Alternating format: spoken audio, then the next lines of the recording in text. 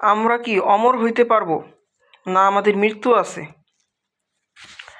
আমরা কোরআন দিয়েই প্রমাণ করব এবং দেখব যে আমরা অমর হইতে পারবো, মৃত্যু নাই।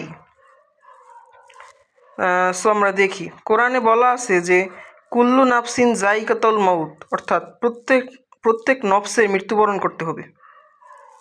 এখানে নফসের মৃত্যুর কথা বলা হয়েছে। সো আপনি যদি পৃথিবীতে বেঁচে থাকতেই নিঃশ্বাস নেওয়া অবস্থায় নিজের নফসকে মেরে ফেলেন, তাইলে আপনার আর মৃত্যুবরণ করতে হবে না, এটা প্রমাণিত। আর নফসকে মারা যায়, রুহুকে কিছু করা যায় না। রুহু হলো অমর, রুহুর সৃষ্টি নাই, ধ্বংস নাই, কিন্তু রুহুকে কিছু করা যায় না, কিন্তু নফসকে করা যায়। নফসকে আপগ্রেড করা যায়। যেমন প্রথমে থাকে নফসে আম্মারা, তারপর নফসে লাওয়ামা, নফসে মুতমাইন্না, নফসে মুলহামা, নফসে রাজিয়া।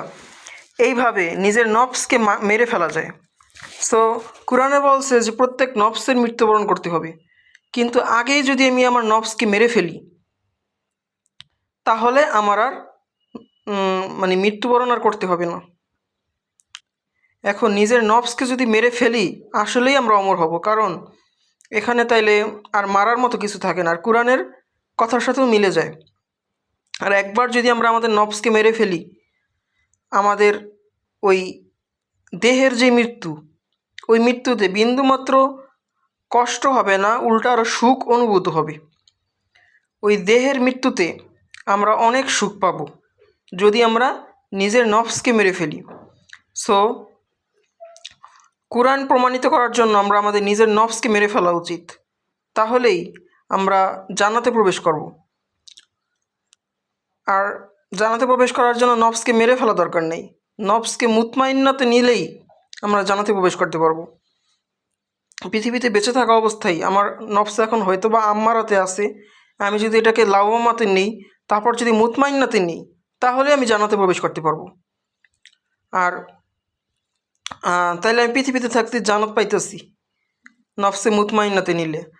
আর নফসে মুতমাইন্নাতে নেওয়ার পর যদি একেবারে পুরোপুরি নিজের নফসকে মেরে ফেলি, তখন আমার আর মৃত্যু আর ঘটবে না। হয়তোবা দেহের মৃত্যু ঘটবে, এটা হয়তোবা, কিন্তু ওই দেহের মৃত্যুতেও বরং প্রশান্তি, বরং তৃপ্তি অনুভব করা হবে। এটাই ছিল, অ্যান্ড এটাই সারসংক্ষেপ ছিল যে নিজের নফসকে মেরে ফেলা।